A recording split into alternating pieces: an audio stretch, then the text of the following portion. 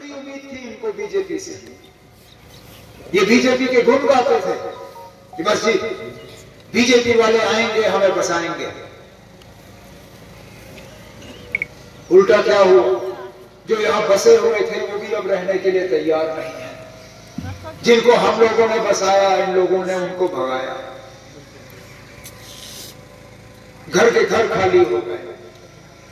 जिन लोगों ने मिलिटेंसी के सबसे बुरे दौर में भी कश्मीर की वादी को छोड़ने का काम नहीं किया, इनके दौर में उन लोगों को गोलियों का शिकार बनाया गया।